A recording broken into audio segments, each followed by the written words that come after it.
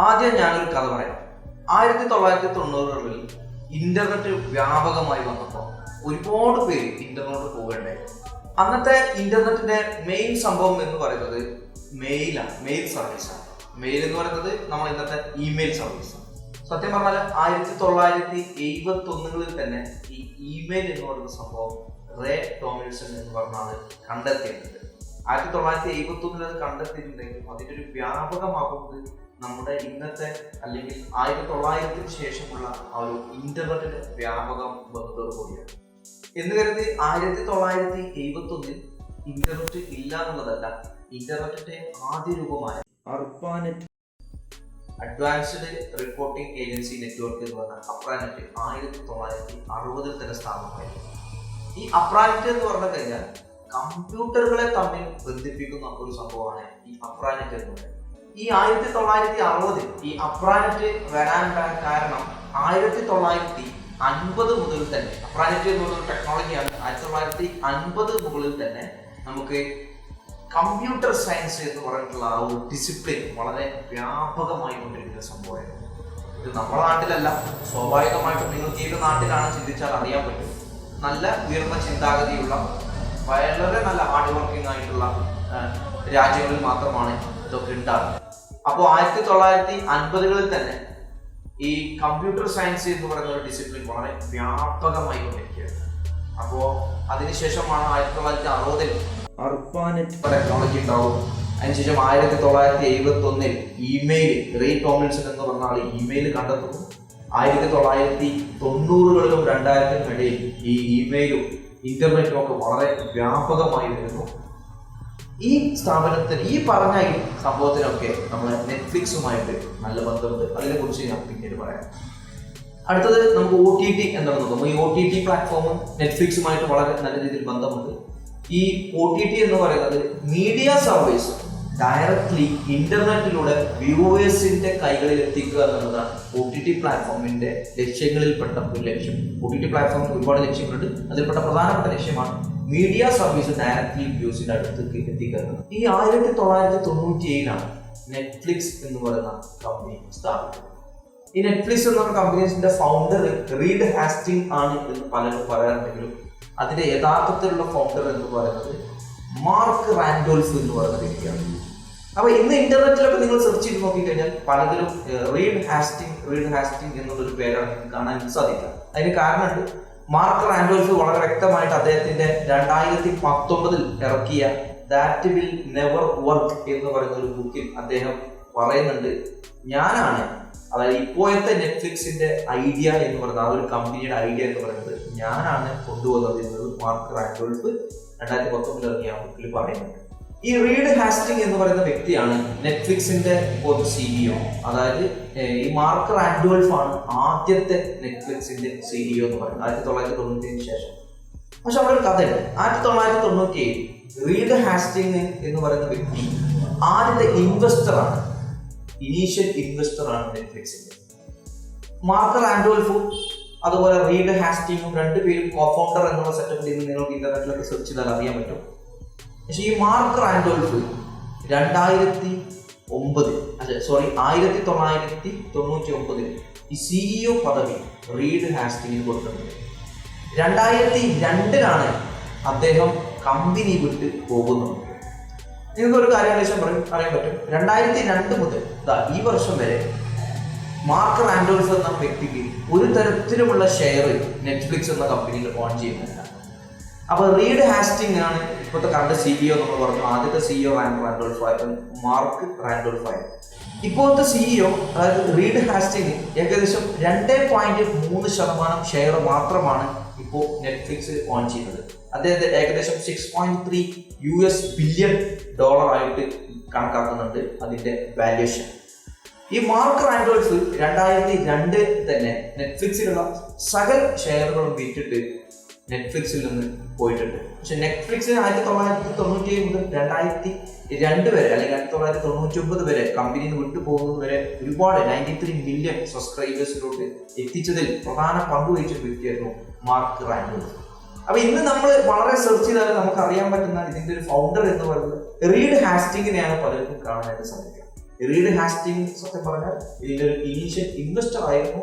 പിന്നീട് അദ്ദേഹമാണ് കമ്പനി 1999 മുതൽ ഇതുവരെ റൺ ചെയ്യുന്നതും ഇന്ന് കാണുന്ന ഒരു വലിയ ഒരു കമ്പനിയിലോട്ട് ആ കമ്പനിയെ എത്തിക്കപ്പെട്ടത്. ഇതിലുണ്ടാവുന്ന പലർക്കും ഉണ്ടാകുന്ന സംശയമാണ്, ഇപ്പോഴും 2.3% മാത്രമാണോ റീഡ് ഹാസ്റ്റിംഗ് ഇതിൽ ഓൺ ചെയ്യുന്നത് എന്നുള്ളത് പലർക്കും ഒരു സംശയമാണ്. പക്ഷേ അതിന്റെ വാല്യൂഷൻ പബ്ലിക് ലിമിറ്റഡ് കമ്പനിയാണ്, അതിന്റെ വാല്യൂഷൻ $6.3 ബില്യൺ ആണ് എന്നുള്ള കാര്യം കൂടി നമുക്ക് ഓർക്കണം. അപ്പൊ നമ്മൾ OTT പ്ലാറ്റ്ഫോം ഇപ്പൊ കാണുന്ന നെറ്റ്ഫ്ലിക്സ് എന്ന് പറയുന്നത് യഥാർത്ഥത്തിൽ നെറ്റ്ഫ്ലിക്സിന്റെ 3.0 എന്ന് പറയുന്ന ഒരു ഫോർമാറ്റാണ്. നെറ്റ്ഫ്ലിക്സിന് 1.0, 2.0, 3.0 എന്ന് പറയുന്ന 3 ഫോർമാറ്റുകൾ വന്നിട്ടുണ്ട്. ഇത് നമ്മൾ കേസ് സ്റ്റഡിയിൽ നമ്മൾ ഓരോന്നോരോന്നായിട്ട് പറയും. ഇപ്പൊ കാണുന്ന നെറ്റ്ഫ്ലിക്സ് 3.0 ആണ്. ഈ 3.0 നമുക്ക് പറയാം OTT പ്ലാറ്റ്ഫോം ആണ് നിലവിലുള്ളത്. പക്ഷേ ഈ OTT പ്ലാറ്റ്ഫോമിൽ നെറ്റ്ഫ്ലിക്സ് തുടങ്ങുന്നത് 2007 നെറ്റ്ഫ്ലിക്സ് ആക്ച്വലി തുടങ്ങുന്നത്. അപ്പോൾ 1997 മുതൽ 2007 വരെ നമ്മുടെ നെറ്റ്ഫ്ലിക്സിന് എന്തായിരുന്നു പരിപാടി എന്നുള്ളതിനെ കുറിച്ച് നമ്മൾ കുറച്ച് കഴിഞ്ഞ് ചർച്ച ചെയ്യും. നമ്മളെ യൂട്യൂബ് വന്നതിന് ശേഷം 2 വർഷത്തിന് ശേഷമാണ് ആക്ച്വലി ഈ OTT പ്ലാറ്റ്ഫോം നമ്മൾ നെറ്റ്ഫ്ലിക്സ് തുടങ്ങുന്നത്. യൂട്യൂബ് വന്നത് 2005 യൂട്യൂബുമായിട്ട് ചെറിയ ബന്ധമുണ്ട്, അതിനെക്കുറിച്ച് സംസാരിക്കും. ഇതിലൊക്കെ വളരെ അത്ഭുതകരമായ ഒരു കാര്യം എന്ന് പറയുന്നത്, ഇന്ത്യയിൽ ആദ്യമായിട്ട് OTT പ്ലാറ്റ്ഫോം വരുന്നത് 2008 ബിഗ് ഫ്ലിക്സ് എന്ന് പറയുന്ന റിലയൻസ് എന്റർടൈൻമെന്റിന്റെ കീഴിലുള്ള സ്ഥാപനമാണ് ആദ്യമായിട്ട് ഇന്ത്യയിൽ OTT പ്ലാറ്റ്ഫോം അവതരിപ്പിക്കുന്നത്. റിലയൻസ് എന്ന് പറയുന്ന കമ്പനി ഇന്ത്യയിലെ കാലത്തിനനുസരിച്ച് എത്രത്തോളം റൺ ചെയ്യുന്ന, എത്രത്തോളം മുന്നോട്ട് ചിന്തിച്ചുകൊണ്ടിരിക്കുന്ന ഒരു കമ്പനിയാണ് എന്നുള്ളതിനെ കുറിച്ച് നമുക്ക് എല്ലാവർക്കും സംശയമില്ലാത്ത കാര്യമാണ്. ഈ റിലയൻസ് കമ്പനി എത്രത്തോളം കാലത്തിനനുസരിച്ച് മാറുന്ന കമ്പനിയാണെന്നുള്ളത് നമുക്ക് റിലയൻസിന്റെ ബിസിനസ് സ്ട്രാറ്റജീസും അവരുടെ ബിസിനസ് കേസ് സ്റ്റഡീസും പഠിച്ചു കഴിഞ്ഞാൽ നമുക്ക് മനസ്സിലാക്കാൻ സാധിക്കും. ഏകദേശം 2008 തന്നെ അവര് ഈ OTT പ്ലാറ്റ്ഫോം ഇന്ത്യയിൽ അവതരിപ്പിച്ചിട്ടുണ്ട്, ബിഗ് ഫ്ലെക്സ് എന്ന് പറയുന്ന കമ്പനിയിലൂടെ. പക്ഷെ 2008 ഇത് അദ്ദേഹം ഇവിടെ കൊണ്ടുവരുമ്പോൾ അദ്ദേഹം വലിയൊരു കാര്യം റെക്കഗ്നൈസ് ചെയ്തു. നമ്മുടെ നാട്ടിൽ OTT പ്ലാറ്റ്ഫോമിന് അത്ര സെറ്റപ്പ് ഇല്ല, അത്രയും കണക്ടിവിറ്റി, ഇന്റർനെറ്റ് ബ്രോഡ്ബാൻഡ് സെറ്റപ്പ് ഇല്ല എന്നുള്ളൊരു തിരിച്ചറിവ് അദ്ദേഹത്തിന് ഉണ്ടാവുന്നു. ഈ ഒരു കഥയുമായിട്ട് വേറൊരു കമ്പനിക്ക് ബന്ധമുണ്ട്. നമ്മുടെ ജിയോ എന്ന് പറയുന്ന ഒരു കമ്പനി ഏകദേശം 2007 രജിസ്റ്റർ ചെയ്യപ്പെട്ട കമ്പനിയാണ് ജിയോ. പലർക്കും അറിയില്ല, പലരും 2016 ജിയോ രജിസ്റ്റർ ചെയ്യുന്നത്. ജിയോ ആക്ച്വലി 2007 രജിസ്റ്റർ ചെയ്തിട്ടുണ്ട്. ഈ OTT പ്ലാറ്റ്ഫോമുമായി വളരെയധികം ബന്ധമുള്ള ഒരു സംഭവമാണ് ജിയോ കമ്പനിയുടെ ലോഞ്ചിങ്ങും ജിയോ കമ്പനിയുടെ ഒരു ഇൻകോർപ്പറേഷൻ തമ്മിലൊക്കെ നല്ല ബന്ധമുണ്ട്. 2007 ശേഷം അംബാനിക്ക് 2016 വരെ ഈ ബ്രോഡ്ബാൻഡ് സെറ്റപ്പ് ആക്കുന്ന ഇൻഫ്രാസ്ട്രക്ചർ ബിൽഡ് ചെയ്യാനായിരുന്നു പണി എന്നുള്ളത് നമുക്ക് മനസ്സിലാക്കാൻ സാധിക്കും. അദ്ദേഹത്തിന്റെ വിഷനറി, അദ്ദേഹത്തിന്റെ ഹാർഡ് വർക്ക്, കിട്ടുന്ന സകല മറ്റുള്ള ബിസിനസ്സുകൾ കിട്ടുന്ന പല പൈസയും ഏകദേശം 1.5 lakh crore നമ്മളെ 2008 മുതൽ 2016 വരെ അദ്ദേഹം ജിയോ കമ്പനി ഇൻവെസ്റ്റ് ചെയ്തിട്ടുണ്ട്. അത് ഈ OTT പ്ലാറ്റ്ഫോമും നെറ്റ്ഫ്ലിക്സും ഒക്കെ അദ്ദേഹം തിരിച്ചറിഞ്ഞു എന്നതുകൊണ്ടാണ്. അങ്ങനെ 2008 അദ്ദേഹം അത് കൊണ്ടുവരികയും വളരെ വലിയ രീതിയിൽ അതിനെ വ്യാപിപ്പിക്കാതെ ഇൻഫ്രാസ്ട്രക്ചർ ഇല്ലാന്ന് മനസ്സിലാക്കി ഇൻഫ്രാസ്ട്രക്ചർ ഡെവലപ്പ് ചെയ്യാനും അദ്ദേഹം അവിടെ ഇൻവെസ്റ്റ് ചെയ്യാൻ പോയി. പക്ഷെ 2010 ഡിജിവൈവ് എന്ന് പറയുന്ന ഒരു കമ്പനി 2010 ഈ OTT പ്ലാറ്റ്ഫോം ഇവിടെ അവതരിപ്പിച്ചു. വെറും അവതരിപ്പിച്ചതല്ല, അതിന്റെ കൂടെ ഒരു നെക്സ്റ്റ് ജി TV എന്ന് പറയുന്ന ഒരു ആപ്പും കൂടെ ഇവിടെ കൊണ്ടുവരും. പലർക്കും ഓർമ്മ ഉണ്ടാവും നെക്സ്റ്റ് ജി TV എന്ന് പറയുന്നത്.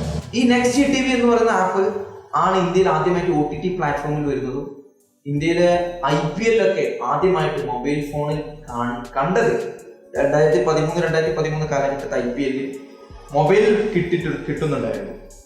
അത് ഈ നെക്സ്റ്റ് ജി TV എന്ന് പറയുന്ന ഈ പ്ലാറ്റ്ഫോമിലാണ് നമുക്ക് കണ്ടത്. ഇനി നമുക്ക് നെറ്റ്ഫ്ലിക്സിലോട്ട് പോകാം.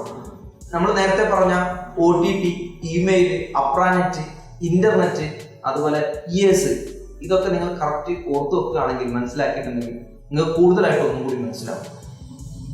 ഇതുവരെ പറഞ്ഞ കാര്യം നിങ്ങൾക്ക് മനസ്സിലായിട്ടില്ല എന്നുണ്ടെങ്കിൽ ഈ വീഡിയോ ആദ്യം മുതൽ ഒന്നുകൂടി കണ്ടു കഴിഞ്ഞാൽ വളരെ വലിയ ഉപകാരമായിരിക്കും.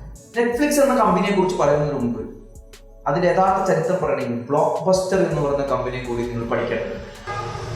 1985 അമേരിക്കയിലെ ടെക്സസിൽ ഉദയം കൊണ്ട ഈ കമ്പനി DVD റെന്റൽ സർവീസ് ആയിരുന്നു അവരുടെ പ്രധാന ബിസിനസ് എന്ന് പറയുന്നത്. നമ്മുടെ നാട്ടിലൊക്കെ ഉള്ളതുപോലെ ഫിലിമിന്റെ DVD റെന്റിന് കൊടുക്കുകയും അതുവഴി അവര് ഒരുപാട് ഇൻകം ജനറേറ്റ് ചെയ്ത കമ്പനിയായിരുന്നു. നമ്മുടെ നാട്ടിൽ അത് ചെറുകിട ഇത് ചെയ്തപ്പോൾ അവര് വലിയ രീതിയിൽ, വലിയ കോർപ്പറേറ്റ് രീതിയിൽ അവര് അതിനെ ഒരുപാട് വ്യാപിപ്പിച്ചു. ഏകദേശം 6000-ൽ കൂടുതൽ സ്റ്റോറുകളും $3.6 ബില്യൺ ഇൻകം ഉള്ള ഒരു കമ്പനിയായിരുന്നു നമ്മുടെ ബ്ലോക്ക് ബസ്റ്റർ. 1985 മുതൽ 1997 വരെ വലിയ രീതിയിൽ ബിസിനസ് ചെയ്തിരുന്ന ഒരു കമ്പനിയാണ് ബ്ലോക്ക് ബസ്റ്റർ എന്ന് പറയുന്നത്. ഈ ബ്ലോക്ക് ബസ്റ്ററിന്റെ ഈ ഒരു പതനം സ്റ്റാർട്ട് ചെയ്യുന്നത് 1997 1997 മുതൽ പ്രത്യേകത 1997 നമ്മളെ നെറ്റ്ഫ്ലിക്സ് എന്ന് പറഞ്ഞ കമ്പനി ജനിക്കുന്നത്. 1997 ബ്ലോക്ക് ബസ്റ്റർ എന്ന് പറഞ്ഞ കമ്പനി നശിച്ചിട്ടില്ല. പക്ഷെ 1997 മുതലാണ് കമ്പനിയുടെ ഒരു നശിക്കലിന്റെ ചരിത്രം സ്റ്റാർട്ട് ചെയ്യുന്നത്. നമ്മൾ നേരത്തെ പറഞ്ഞ പോലെ 2007 നെറ്റ്ഫ്ലിക്സ് OTT പ്ലാറ്റ്ഫോം കൊണ്ടുവരുന്നത്. 1997 നെറ്റ്ഫ്ലിക്സ് ലോഞ്ച് ചെയ്യപ്പെട്ടു. 1997 മുതൽ ഏകദേശം 2007 വരെ നെറ്റ്ഫ്ലിക്സിനും ഇതേ ബ്ലോക്ക് ബസ്റ്റർ ചെയ്ത പരിപാടിയാണ് ചെയ്തിരുന്നത്. 2007 JP മോർഗന്റെ അനലിസ്റ്റായ മാർട്ടൺ ക്രോക്കറിന്റെ ഒരു പ്രസ്താവന ഇറക്കിയിട്ട് നെറ്റ്ഫ്ലിക്സ് എന്ന് പറയുന്ന കമ്പനി ബ്ലോക്ക് ബസ്റ്റർ എന്ന കമ്പനിയിൽ നിന്ന് പ്രതീക്ഷിച്ചതിലധികം പ്രശ്നങ്ങൾ, വെല്ലുവിളികൾ നേരിടുന്നു എന്ന് അദ്ദേഹം പറയുന്നുണ്ട്. ഈ 2007 നമ്മളീ പറഞ്ഞ OTT പ്ലാറ്റ്ഫോം നെറ്റ്ഫ്ലിക്സ് സ്റ്റാർട്ട് ചെയ്യുന്നതിന് മുമ്പാണ് ഈ പ്രസ്താവന നടത്തിയിട്ടുള്ളത്. ഈ 2007 OTT പ്ലാറ്റ്ഫോമിന്റെ സ്റ്റാർട്ടിങ്ങിന്റെ മുന്നേ വളരെ ഒരു വലിയൊരു വിചിത്രമായ ഒരു വെല്ലുവിളിയാണ് ഈ നെറ്റ്ഫ്ലിക്സ് എന്ന കമ്പനി നേരിടുന്നത്. ഈ പ്രസ്താവന പുറത്തു വന്നതിന് ശേഷം നെറ്റ്ഫ്ലിക്സ് എന്ന കമ്പനിയുടെ ഓഹരി വളരെ നല്ല രീതിയിൽ താഴുകയുണ്ടായി. 2007 ഇതൊരു പബ്ലിക് ലിമിറ്റഡ് കമ്പനി ആയിട്ട് 2002 നെറ്റ്ഫ്ലിക്സ് ഒരു പബ്ലിക് ലിമിറ്റഡ് കമ്പനി ആയിട്ട്, അതായത് സ്റ്റോക്ക് എക്സ്ചേഞ്ചിൽ ലിസ്റ്റ് ചെയ്തിട്ടുണ്ട്. ഈ മാർക്കറ്റിലുണ്ടായ ഒരു ക്രാഷ് നെറ്റ്ഫ്ലിക്സിന്റെ ഇൻവെസ്റ്റേഴ്സിനെയും നെറ്റ്ഫ്ലിക്സിന്റെ ബോർഡ് ഓഫ് ഡയറക്ടേഴ്സിനൊക്കെ വളരെയധികം പ്രതിസന്ധിയാണ്. നെറ്റ്ഫ്ലിക്സിന്റെ ഭാവിയെക്കുറിച്ചും നെറ്റ്ഫ്ലിക്സിന്റെ പുരോഗതിയെക്കുറിച്ചൊക്കെ വലിയ രീതിയിൽ, ഭയങ്കരമായ രീതിയിൽ സംശയമുണ്ടായി ഇതിന്റെ ഇൻവെസ്റ്റേഴ്സിന്. പക്ഷെ നെറ്റ്ഫ്ലിക്സ് എന്ന് പറഞ്ഞ ഈ കമ്പനി 2007 ഈ പ്രതിസന്ധിയെ വളരെ നല്ല രീതിയിൽ മറികടക്കുകയാണ് ഉണ്ടായത്. ഈ 2007 ശേഷം തന്ത്രപ്രധാനമായ ഈ ആശയങ്ങൾ അവരുടെ കമ്പനി അവര് ഉൾക്കൊള്ളുന്നതോടുകൂടി 2008 മുതൽ 2007 മുതൽ ഇന്നേ വരെയുള്ള കാലഘട്ടത്തിൽ, അതായത് ഏകദേശം 2019-20 വരെ കാലഘട്ടത്തിൽ 10,000% റിട്ടേൺ ആണ് ഇൻവെസ്റ്റേഴ്സിന് നെറ്റ്ഫ്ലിക്സ് എന്ന കമ്പനി തിരിച്ചു കൊടുക്കുന്നത്. പക്ഷെ വളരെ കുറച്ച് ആളുകൾക്ക് മാത്രമേ, വളരെ കുറച്ച് നിക്ഷേപകർക്ക് മാത്രമേ 2021 നെറ്റ്ഫ്ലിക്സ് എന്ന് പറയുന്ന കമ്പനിയുടെ വീണ്ടും പ്രതിസന്ധി, അല്ലെങ്കിൽ നെറ്റ്ഫ്ലിക്സ് എന്ന കമ്പനിയുടെ ഭാവി തകർച്ചയിലാണ് എന്ന് മനസ്സിലാക്കാൻ സാധിച്ചിട്ടുണ്ട്. ഈ 2021 നെറ്റ്ഫ്ലിക്സ് എന്ന് പറഞ്ഞ കമ്പനിയുടെ പ്രതിസന്ധി അന്ന് 2007 സെയിം പ്രതിസന്ധിയാണ് എന്ന് മനസ്സിലാക്കിയിട്ട് വളരെ ചുരുക്കം ഇൻവെസ്റ്റേഴ്സിന്റെ ഇടയിലുള്ള ഒരു ടോക്കാണ്. ഈ ഒരു ടോക്കിന്റെ പുറമിലാണ് 2021 ശേഷം ഈ കമ്പനി നശിച്ചു പോകുമോ, മരിച്ചു പോകുമോ, ഇല്ലാതാകുമോ എന്നുള്ള സംശയങ്ങളും വാക്കുകളും സംസാരങ്ങളൊക്കെ ആളുകളുടെ ഉടലെടുക്കാൻ തുടങ്ങി. 1997 നോ ലേറ്റ് ഫീസ് എന്ന് പറഞ്ഞ് ഈ നെറ്റ്ഫ്ലിക്സ് സ്റ്റാർട്ട് ചെയ്യുമ്പോൾ നെറ്റ്ഫ്ലിക്സിന്റെ അന്നത്തെ പേര് എന്ന് പറയുന്നത് കിബിൾ, KIBBLE എന്നായിരുന്നു. കിബിൾ എന്നായിരുന്നു അതിന്റെ ആദ്യത്തെ പേര്. ഒരു മന്ത്ലി സബ്സ്ക്രിപ്ഷൻ മോഡലിൽ ഓൺലൈൻ മെയിൽ DVD സർവീസ് ആയിട്ടാണ് ഇവർ തുടങ്ങുന്നത്. നിങ്ങൾ ബ്ലോക്ക് ബസ്റ്റർ സ്റ്റോറിൽ പോകുന്നതിന് പകരം നിങ്ങൾ ഓൺലൈനായിട്ട് നിങ്ങളുടെ ഫിലിംസിന്റെ ലിസ്റ്റ് അയക്കും. 2-3 ദിവസത്തിനുള്ളിൽ നിങ്ങൾക്ക് ആ DVD ആയിട്ട് നിങ്ങൾ വീട്ടിലെത്തിച്ച് തരാമെന്നായിരുന്നു. വിത്തൗട്ട് നോ ലേറ്റ് ഫീസ് എന്നായിരുന്നു നെറ്റ്ഫ്ലിക്സിന്റെ ഒരു വലിയ ഓഫർ എന്ന് പറയുന്നത്. നിങ്ങളുടെ കൈവശമുള്ള DVD നിങ്ങൾ കണ്ടു തീരുന്ന സമയത്ത് തന്നെ മറ്റൊന്നിനു വേണ്ടി നിങ്ങൾക്കത് തിരിച്ചു കൊടുക്കുമ്പോൾ തന്നെ വേറൊരു ലിസ്റ്റ് നിങ്ങൾക്ക് അതിന് മുമ്പേ ഓർഡർ ചെയ്ത് കഴിഞ്ഞാൽ ഈ ഡെലിവറി ചെയ്യുന്ന സമയത്ത് തന്നെ നിങ്ങൾക്ക് പുതിയത് വാങ്ങിയിട്ട് പഴയത് അവർക്ക് കൊടുക്കാൻ പറ്റുന്നതായിരുന്നു. 1997 ഇത് നമ്മൾ പറഞ്ഞ കിബിൾ എന്ന് പറയുന്നത് സ്റ്റാർട്ട് ചെയ്യുന്ന സമയത്ത് ഏകദേശം 1 മാസം 2 മാസത്തിനുള്ളിൽ തന്നെ ഇവർ ഈ കിബിൾ എന്ന പേര് മാറ്റി നെറ്റ്ഫ്ലിക്സ് എന്ന പേര് തന്നെ ആക്കിയിട്ടുണ്ട്. ഈ 1997 സമയത്ത് നമ്മുടെ ബ്ലോക്ക് ബസ്റ്റർ എന്ന കമ്പനി അവരുടെ സെയിം പ്രവൃത്തി തന്നെ ചെയ്തു. അവരുടെ സ്റ്റോറുകളിൽ നിന്ന് DVD എല്ലാവർക്കും വാടകയ്ക്ക് തന്നെ കൊടുക്കുന്ന വിത്ത് ലേറ്റ് ഫീസ്. ഈ നെറ്റ്ഫ്ലിക്സ് എന്ന് പറഞ്ഞ കമ്പനി നോ ലേറ്റ് ഫീസ് എന്ന് പറഞ്ഞിട്ട് ഓഫർ ചെയ്തിട്ട് പോലും ഈ ബ്ലോക്ക് ബസ്റ്റർ എന്ന് പറഞ്ഞ കമ്പനി അവരുടെ ആ ഒരു വാല്യൂസ് തന്നെ ഉറച്ചു. അവർ കാലത്തിനനുസരിച്ച് അപ്പോൾ തന്നെ മാറാൻ ശ്രമിച്ചില്ല എന്നുള്ളത് വലിയൊരു പ്രസക്തമായ കാര്യം. ഇങ്ങനെ നെറ്റ്ഫ്ലിക്സ് ഏകദേശം $10 മില്യൺ ബിസിനസ്സിലോട്ട് വരെ അവരെത്തിപ്പെടുന്നു. ഈ നെറ്റ്ഫ്ലിക്സ് $10 മില്യൺ ബിസിനസ്സിൽ എത്തിയപ്പോഴും ബ്ലോക്ക് ബസ്റ്റർ ബിസിനസ്സിന് വലിയ രീതിയിലുള്ള ഇടിവുകളൊന്നും തന്നെ ഉണ്ടായിട്ടുണ്ടായിരുന്നില്ല. ഏകദേശം 2004 ആയപ്പോഴേക്കും $50 മില്യൺ വരുമാനമുള്ള ഒരു കമ്പനിയായിട്ട് നെറ്റ്ഫ്ലിക്സ് വളരുകയുണ്ടായി. ഈ 2004 എന്ന് എടുത്തു പറയാൻ കാരണം 2004 ബ്ലോക്ക് ബസ്റ്റർ എന്ന് പറയുന്ന കമ്പനി നമ്മൾ ഇങ്ങനെ പോയാൽ ശരിയാകത്തില്ല, നെറ്റ്ഫ്ലിക്സ് എന്ന് പറയുന്ന കമ്പനി നോ ലേറ്റ് ഫീസ് അല്ലെങ്കിൽ ഇമെയിൽ സർവീസ് DVD സർവീസ് ഒക്കെ സ്റ്റാർട്ട് ചെയ്തിട്ട് 2004 ആയപ്പോഴത്തേക്കും ഏകദേശം $500 മില്യൺ വരുമാനമുള്ള ഒരു കമ്പനിയായിട്ട് ഈ നെറ്റ്ഫ്ലിക്സ് വളർന്നിട്ടുണ്ടായിരുന്നു. ഈ 2004 എന്ന് പറയുമ്പോൾ അതിന് പ്രസക്തിയുണ്ട്. 2004 ഈ ബ്ലോക്ക് ബസ്റ്റർ എന്ന കമ്പനി നെറ്റ്ഫ്ലിക്സ് എന്ന കമ്പനിയുടെ $500 മില്യൺ വരുമാനത്തെ കുറിച്ച് ചർച്ച ചെയ്യുന്നത്. അവര് നമ്മൾ ഇനി ഇങ്ങനെ പോയിട്ട് കാര്യമില്ല, നമ്മുടെ നയം നമ്മൾ മാറ്റേണ്ടതുണ്ട്, നമ്മൾ നെറ്റ്ഫ്ലിക്സ് പോലെ ഇമെയിൽ DVD സർവീസ് സ്റ്റാർട്ട് ചെയ്യാറുള്ളത്. അങ്ങനെയാണ് ബ്ലോക്ക് ബസ്റ്റർ 2004 ഈ പരിപാടി സ്റ്റാർട്ട് ചെയ്തത്. 2004 ബ്ലോക്ക് ബസ്റ്റർ ഈ ഇമെയിൽ DVD സർവീസ് സ്റ്റാർട്ട് ചെയ്യുകയും ഡയറക്റ്റ് കോമ്പറ്റീറ്ററായി നെറ്റ്ഫ്ലിക്സിന്റെ ഡയറക്റ്റ് കോമ്പറ്റീറ്ററായി ഒരു വലിയൊരു പ്രസ്താവനയൊക്കെ നടത്തി മാർക്കറ്റിൽ വരികയും ചെയ്തു. പക്ഷെ ബ്ലോക്ക് ബസ്റ്റർ എന്ന് പറയുന്ന കമ്പനി നെറ്റ്ഫ്ലിക്സ് എന്ന് പറഞ്ഞ കമ്പനിയുടെ ഒപ്പം തന്നെ വളരുന്ന ഒരു സാഹചര്യമാണ് നമ്മൾ കാണുന്നത്. ഏകദേശം ആദ്യ വർഷം തന്നെ 2.1 മില്യൺ യൂസേഴ്സിനെ ബ്ലോക്ക് ബസ്റ്റർ എന്ന് പറഞ്ഞ കമ്പനിക്ക് ആഡ് ചെയ്യാനായിട്ട് സാധിച്ചു. ഇതിലുണ്ടായ പ്രധാനപ്പെട്ട കാരണം ബ്ലോക്ക് ബസ്റ്ററിന്റെ സപ്ലൈ ചെയിൻ നെറ്റ്വർക്ക് ആയിരുന്നു. ഏകദേശം 6000-ഓളം സ്റ്റോറുകളും ഏകദേശം അതിനേക്കാൾ കൂടുതൽ സ്റ്റോറുകളും ഒരുപാട് ആളുകളുടെ ലൊക്കേഷന്റെ അടുത്ത് തന്നെ നിരവധി സ്റ്റോറുകൾ ഉണ്ടായിട്ടുണ്ട്. ഡെലിവറി സർവീസ് ഏകദേശം നെറ്റ്ഫ്ലിക്സിനേക്കാൾ 10 മടങ്ങ് സ്പീഡിലാക്കാനും ബ്ലോക്ക് ബസ്റ്ററിന് സാധിച്ചു. നെറ്റ്ഫ്ലിക്സിൽ 2-3 ദിവസത്തിനുള്ളിൽ DVD കിട്ടുമ്പോൾ ബ്ലോക്ക് ബസ്റ്ററിൽ 2 മണിക്കൂറിനുള്ളിൽ DVD കിട്ടി. ഇതിന്റെ പ്രധാനപ്പെട്ട കാരണം ബ്ലോക്ക് ബസ്റ്റർ എന്ന് പറയുന്ന കമ്പനിയുടെ ആ ഒരു സ്റ്റോറുകളുടെ ലൊക്കേഷൻ വൈസുള്ള നെറ്റ്വർക്കിന്റെ ഗുണമായിരുന്നു. ഈ കണക്ക് നോക്കുമ്പോൾ നമുക്ക് തോന്നുന്നത് ബ്ലോക്ക് ബസ്റ്റർ എന്ന് പറഞ്ഞ കമ്പനി നെറ്റ്ഫ്ലിക്സ് എന്ന് പറഞ്ഞ കമ്പനിയെ സ്പോട്ടിൽ തന്നെ തകർക്കാൻ അത്രയും കെൽപ്പുണ്ടായിരുന്നു. ആ രീതിയിലായിരുന്നു ഈ ബ്ലോക്ക് ബസ്റ്റർ എന്ന കമ്പനി 2004 ശേഷം ഈ നെറ്റ്ഫ്ലിക്സിന്റെ സെയിം ഐഡിയ എടുത്തതുകൊണ്ട് അവർക്ക് ഉണ്ടായത്. അമേരിക്കയുടെ 90% ആളുകൾക്കും ബ്ലോക്ക് ബസ്റ്റർ 2 മണിക്കൂർ കൊണ്ട് സർവീസ് എത്തിപ്പെടാൻ കഴിഞ്ഞിട്ട് പോലും ബ്ലോക്ക് ബസ്റ്റർ എന്ന് പറയുന്ന കമ്പനി പരാജയം. ഇവിടെയാണ് നെറ്റ്ഫ്ലിക്സ് എന്ന് പറയുന്ന കമ്പനിയെ കുറിച്ച്, അവരുടെ വളർച്ചയെക്കുറിച്ചും അവരുടെ ഭാവിയെക്കുറിച്ചും, ബ്ലോക്ക് ബസ്റ്റർ എന്ന് പറയുന്ന കമ്പനിയെ കുറിച്ചും, ബ്ലോക്ക് ബസ്റ്റർ എന്ന് പറയുന്ന വലിയൊരു ജയന്റിനോട് വലിയ രീതിയിൽ പോരാട്ടം സ്റ്റാർട്ട് ചെയ്തിട്ട് പോലും ബ്ലോക്ക് ബസ്റ്റർ എന്ന് പറയുന്ന കമ്പനി എന്തുകൊണ്ട് പരാജയപ്പെട്ടു എന്നുള്ള അനാലിസിസ് നമ്മളൊക്കെ എത്തിപ്പെടുന്നത്. ബ്ലോക്ക് ബസ്റ്റർ എന്ന് പറയുന്ന കമ്പനിക്ക് സംഭവിച്ചത് 2004 അവരുടെ സ്റ്റോർ 2004 വരെ ഏകദേശം 1985 മുതൽ 2004 വരെ അവർ ഈ ഇമെയിൽ സർവീസ് സ്റ്റാർട്ട് ചെയ്തില്ല, കാലത്തിനനുസരിച്ച് മാറിയില്ല എന്ന് വളരെ പ്രധാനപ്പെട്ട കാരണം. 1997 ശേഷം ഏകദേശം 2004 വരെ 7 ഇയേഴ്സ് നെറ്റ്ഫ്ലിക്സ് ഇമെയിൽ സർവീസ് ചെയ്തതിനു ശേഷമാണ് ബ്ലോക്ക് ബസ്റ്റർ ഈ ഒരു നെറ്റ്വർക്കിലോട്ട് വരുന്നത്. അവരുടെ 6000-ൽ കൂടുതൽ സ്റ്റോറുകൾ അവർക്ക് ഉണ്ടായിട്ട് പോലും അവർ ആ ഇമെയിൽ സർവീസ് യൂസ് ചെയ്യാൻ വൈകി എന്നുള്ളതും വളരെ പ്രധാനപ്പെട്ട ഒരു കാര്യമാണ്. അതുപോലെ 2004 ഈ ഇമെയിൽ സർവീസ് അവർക്ക് സ്റ്റാർട്ട് ചെയ്യാൻ വേണ്ടി വലിയ രീതിയിലുള്ള ഒരു ഇൻവെസ്റ്റ്മെന്റ് അവർക്ക് ആവശ്യമായിട്ട് വരും. ഏകദേശം $400 മില്യൺ $400 മില്യൺ ഡെപ്റ്റിലോട്ട് ആ കമ്പനി 2004 പോവുകയുണ്ടായി.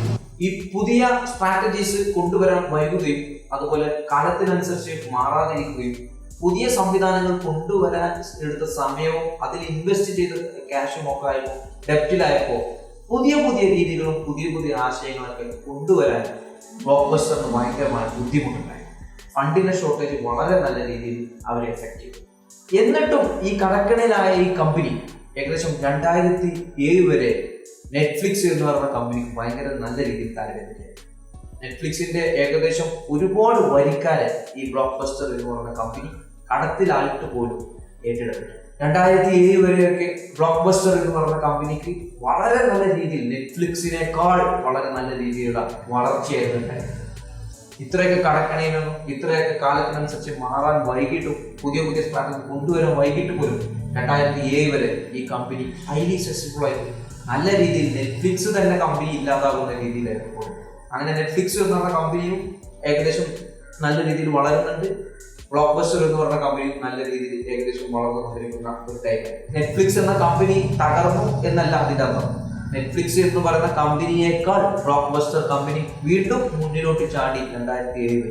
നെറ്റ്ഫ്ലിക്സ് എന്ന് പറഞ്ഞ കമ്പനിക്ക് 100 ബില്യൺ വരുമാനം ഉണ്ടെങ്കിൽ നമ്മുടെ ബ്ലോക്ക് ബസ്റ്റർ എന്ന് പറഞ്ഞ കമ്പനിക്ക് ഏകദേശം 120 ബില്യൺ വരുമാനമുള്ള ഒരു രൂപത്തിൽ. ഏകദേശം രണ്ട് ടീമിന് നല്ല രീതിയിൽ വരുമാനമുണ്ട്. പക്ഷെ അപ്പോഴും മാർക്കറ്റ് ലീഡറായിട്ട് ബ്ലോക്ക് ബസ്റ്റർ വീണ്ടും ഉദിച്ചു നിന്നിരുന്നു എന്നുള്ളതാണ്.